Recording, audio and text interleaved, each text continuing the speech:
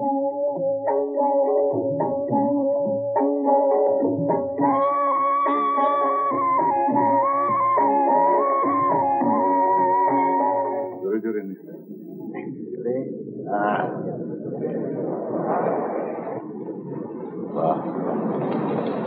একেবারে ভালো হয়ে গেছিস, বুঝেছিস? বাবাকে পাঠিয়ে দিবি আমার কাছে। নমস্কার ডাক্তারবাবু। নমস্কার। মা কি বাড়িতে আছেন না স্কুলে পড়াতে গেছেন? না, আজ তো স্কুলের ছুটি। কেন বলো তো? মার নামে একটা পার্সেল ছিল ডাক্তারবাবু। পার্সেল? হ্যাঁ। ওই তো সমুদ্রের ধারে বসে আছি।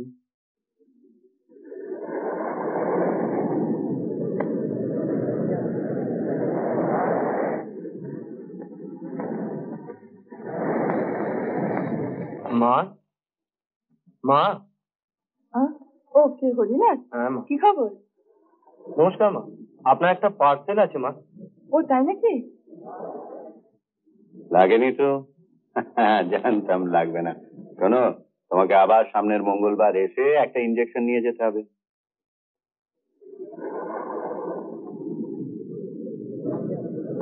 আমি সে ও শাখা।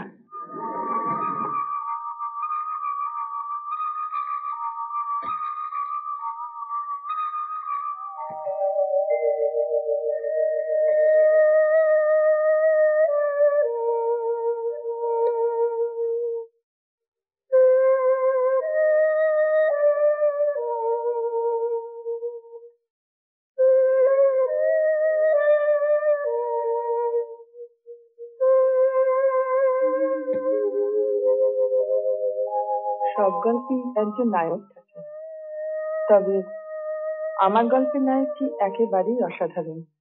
তার সাথে আমার প্রথম দেখা হয়েছিল লখনৌতে। এই হচ্ছে বড় ইমামবাড়া। 1784 সালে অযোধ্যার শেষ নবাব আসফউদ্দৌলা ইরান থেকে স্থপতি আনিয়ে এটা তৈরি করিয়েছিলেন। তার নাম কাইফুদ্দৌলা। এই সৌধ মুঘল, ইরান ও পারসিক স্থাপত্য শিল্পের এক অদ্ভুত সংমিশ্রণ। তোমরা সুধাদির লেকচার শুনে স্বয়ং আসফউদ্দৌলা না কবর থেকে উঠে আসেন। এখানে এসে মনে হচ্ছে ইতিহাসে সব কিছু ম্লান করে দিয়ে একটি জিনিস উজ্জ্বল হয়ে উঠেছে, সেটা হচ্ছে মানুষের ভোগ আর তৃষ্ণা। বাপরে বাপ, ভোগ তৃষ্ণার যেন আর শেষ নেই। কারেক্ট। মানুষের জীবন আর কতদিনে? নবাব ওয়াজেদ আলী শাহ জানতেন মানুষকে ভালোবাসতে, জীবনকে ভালোবাসতে। বাদুরগুলো আমার খেতে গেল কেন? ওরে কামড়াবে নাকি? এখানে কি আয়?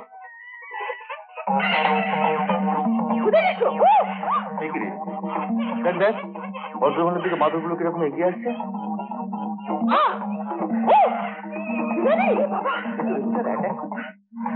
কত দেখি দাঁড়া।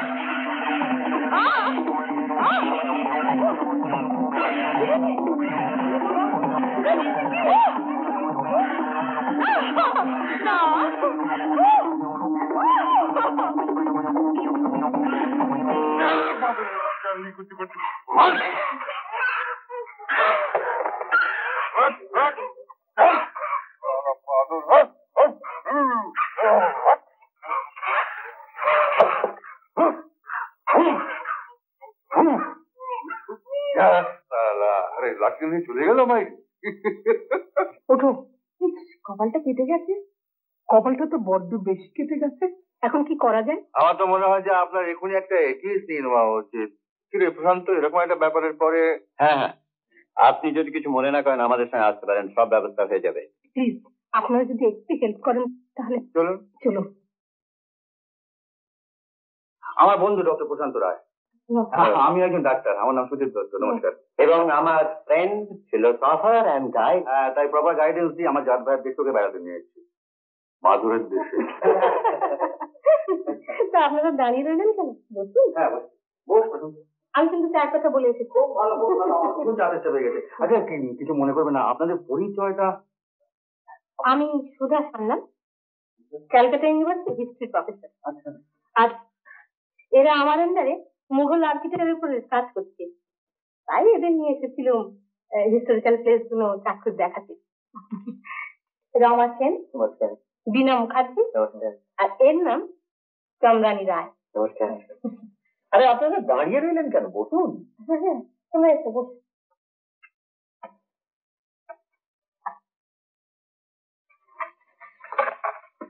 চন্দ্রানীর কিন্তু আরো একটা পরিচয় আছে। তোমার কি হচ্ছে কি? বাহ, যার যার গুণটা বলতে হবে না। কি লেখিকা, খুব বিখ্যাত না হলে একেবারে অখ্যাত নয়, অনেকগুলো কবিতাও লিখেছে, আর খানখানেক পাবলিশ নভেলও আছে। প্রশান্ত, আচ্ছা ভাবি চল পালাই। কেন পালাবেন কেন? কিছু মনে করবেন না, আমি ওই লেখিকাদের একটু এড়িয়ে চলি। কারণটা জানতে পারি কি?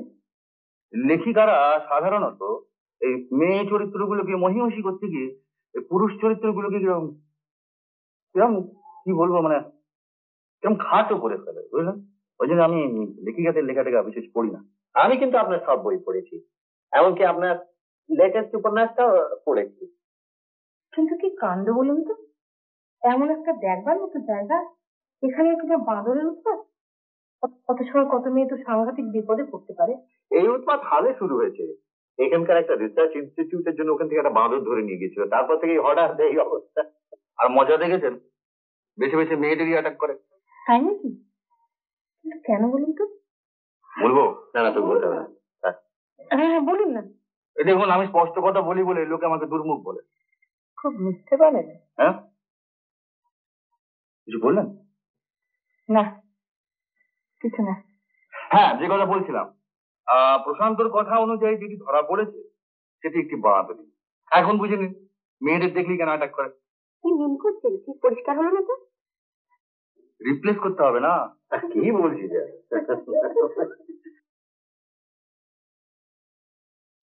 মেসুমশাইকে আবার টেলিগ্রাম করতে হবে যে আমাদের পৌঁছতে 7 দিন দেরি হবে। কেন দেরি হওয়ার কারণ? কারণ তো একটাই বাবা, একে সুন্দরী তাই লেখি। সন্ধান যখন পাওয়া গেছে তখন জমিয়ে প্রেম করতে হবে। সে তো তোর ব্যাপার, তার জন্য আমি দেরি করবো কেন? দুজন দুদিক থেকে সমান তাহলে প্রেম চালিয়ে যাবো।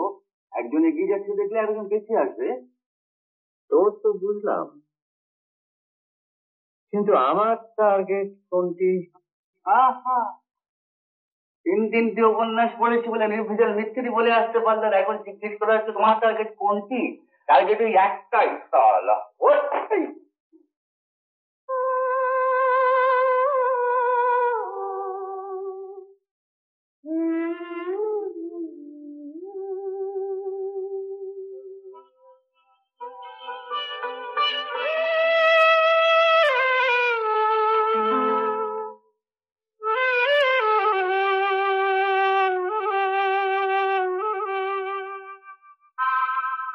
এমন স্বপ্ন কখনো দেখিনি আমি, মাটিতে যে আজ স্বর্গ এসেছে নামি।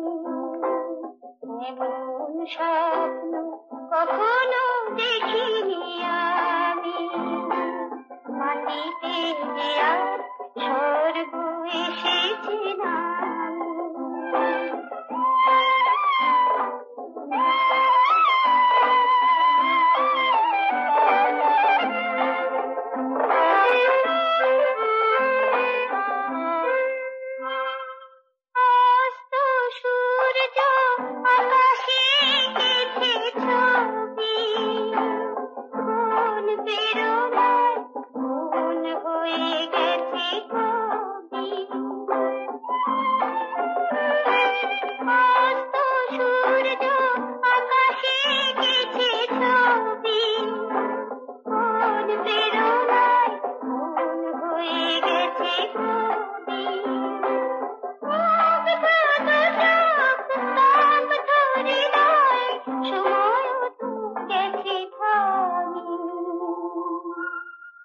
এমন স্বপ্ন কখনো দেখিনি আমি, মাটিতে যে আজ স্বর্গ এসেছে নামি।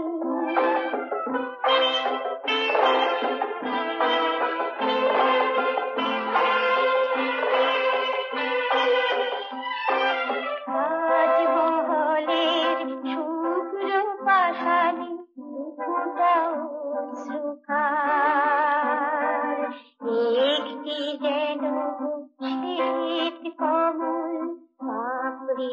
মিলেছে তাজমহলের শুভ্র পাশানি দুটা অশ্রুকার একটি যেন শ্বেত কমল পাপড়ি মিলেছে দু চোখে যে আজ শুধু স্বপ্নেরই তৃষা চলার পথে পেয়েছি নতুন দিশা শান্ত নিমেষে মুক্ত জীবন মুক্তর যে দামি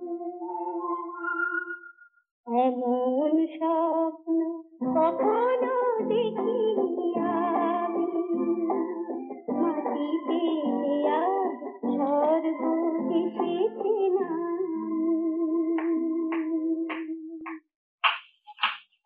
বাহ, গান গাওয়ার পক্ষে সময় এবং পরিবেশ দুটোই বেশ ভালো, কিন্তু জায়গাটা বিশেষ সুবিধের নয়। কেন? আমাদের খুঁজে পেতে আপনাদের খুব অসুবিধা হলো বুঝি? মোটেই না, যা উদাত্ত কণ্ঠে গান ধরেছিলেন তাতে আমার মনে হয় যে আপনাদের তাড়াতাড়ি ফিরে যাওয়াই ভালো। আপনাদের তাড়া থেকে আপনারা যান, আমরা যাব যাবেন না? না। কিন্তু আপনার সুললিত কণ্ঠের গানে চারিদিকে বেশ একটা সাড়া জাগে, চোখ থাকলে দেখতে পেলেন। ওদিকে তাকিয়ে দেখুন, দেখুন এদিকে তাকিয়ে দেখুন। মেয়েদের পক্ষে এখানে একা একা ঘোরাফেরা করাটা মোটেই নিরাপদ নয়। কি দরকার হয় প্রশান্ত আমাদের এর মধ্যে মাথা গলাবার? উনি যদি মনে করে থাকেন যে হ্যাঁ উনি গান গেয়ে সবাইকে বেশ ভালোভাবে উৎসাহিত করে তুলবেন, তাহলে আমাদের কি দরকার? তাহলে আপনারা বেশ আনন্দের সঙ্গে সঙ্গীত চর্চা করুন। হ্যাঁ, আমরা তাহলে চলি। দাঁড়ান সত্যি তো এই ছেলেগুলো তখন থেকে এমন হাঁ করে চেয়ে আছে, যত বলছি যে অন্ধকার হয়ে আসছে তা যদি কিছুতেই আমার কথা কানে তোলে। নাও এসো চলো তোমরা।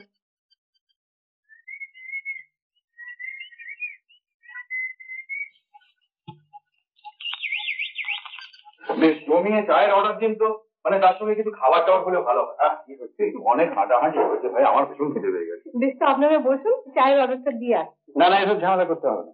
না এতে ঝামেলা কি আছে? আপনাদের সঙ্গে পেয়ে কতখানি বল ভরসা পেয়েছি জানেন? তার জন্য থ্যাংকস টু আওয়ার পূর্বপুরুষ, যাদের মাধ্যমে আপনাদের সঙ্গে আমাদের আলাপ হলো। ডারউইন থিওরি অনুযায়ী ওরাই তো আমাদের পূর্বপুরুষ। তা বটে। আপনারা বসুন, হ্যাঁ আমি এক্ষুনি আসছি। প্রশান্ত বস। আরে আসুন। আচ্ছা, আপনি হঠাৎ আমাদের উপর ওরকম রেগে গেলেন কেন বলুন তো? রেগে জেগেছি বুঝলেন কি করে? বাবা, এখানে অ্যাটিটিউড নিয়ে আছেন না, যে কোনো লোক দেখলে বুঝতে পারবে। কি বুঝতে পারবেন? আপনার ধারণা হয়েছে যে আপনাকে মিথ্যে ভয় দেখে আমরা ওখান থেকে টেনে নিয়ে এসেছি, আর সেই আগে আপনি আমাদের অ্যাভয়েড করার জন্য এই 5 মিনিটের রাস্তা আমাদের সঙ্গে পায়ে হেঁটে না এসে টাঙায় করে আসতে চাইছিলেন। এত করেও আপনাদের অ্যাভয়েড করা গেল না। যাবে না ম্যাডাম, ওইটি আমার গুণ। আমি একেবারে চোখ কান কাটা, মরা কাটার আগে এগুলো সব কেটে ফেলে বসে আছি। আরে দাঁড়াও, নাচ কান কাটা হওয়ার যে কত সুবিধে বুঝতে পারছেন? নেই নাচ খান। আরে খান, এখনো রেগে রয়েছেন, খান। প্রশান্ত হাত লাগা। আমার এই বন্ধুটির আবার একটু বেশি চক্ষু লজ্জা। নে আসো না। তা ভদ্রলোকেদের সুচক্ষু লেগে থাকা ভালো। হ্যাঁ, তা ভালো। প্রশান্ত, সেদিনকে সেই খবরটা বলতে যেটা কাগজে হয়েছিল, তাহলে বুঝবেন যেটা যতটা আমাকে অবস্থাটা মনে করছেন আমি ঠিক ততটা না। কি খবর? খবরটা দিন 15 আগে বেরিয়েছিল। কলকাতা থেকে 2টি ছাত্রী এসেছিল, তারপর তারা নিখোঁজ হয়ে যায়। ওই আজ আপনারা যেখানে বসেছিলেন সেই জায়গাটা থেকে। ওদের সঙ্গে এখানকার 2-3 জন ছাত্র ছিল। তারপর 3 দিন পর তাদের পাত্তা পাওয়া গেল। হসপিটাল গেটের সামনে হাফ ডেড অবস্থায় পড়ে আছে। আর কি অবস্থায় পাওয়া গেছিল সেটা শুনবেন নাকি? দোহাই আপনাকে আর বর্ণনা করতে হবে একটু না। না।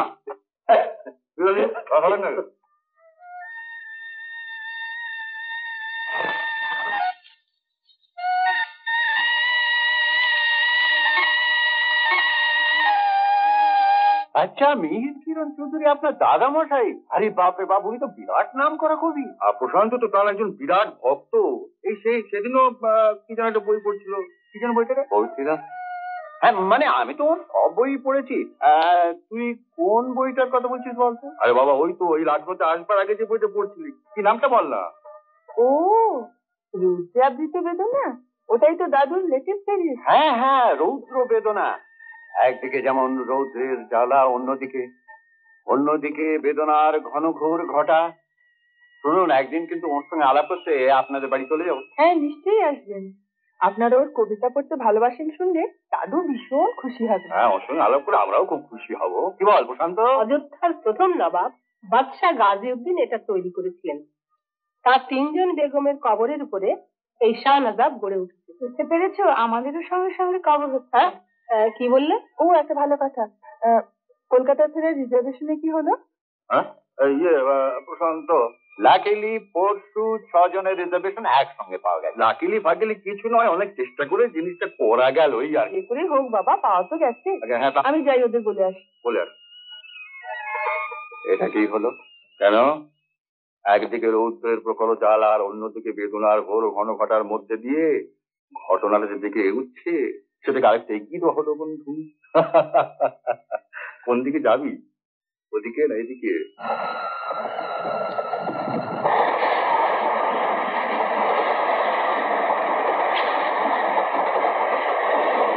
আমি এক মুহূর্তের জন্য ভুলতে পারবো না যে আমার স্কুল মাস্টার বাবা দিনে রাতে 6টা করে টিউশনি করে আমাদেরই সুখে রাখবার জন্য তিনি নিজেই পড়লেন চরম অসুখ। আপনি তো বছর আগে পাড়া ছেড়ে চলে এলেন, তারপরে বাবা মারা গেলেন, আর আমি সংসার চালাতে কলেজে পড়িয়ে 3টে টিউশনি করে সুদের দিকে আর ঠিক নজর দিয়ে উঠতে পারেন। সেই থেকে প্রশান্ত কায়া, আর আমি তার ছায়া। ছায়া যেমন চোখে দেখা যায়, ধরা যায় না, আমিও তেমনি ধরা ছোঁয়ার ভাই।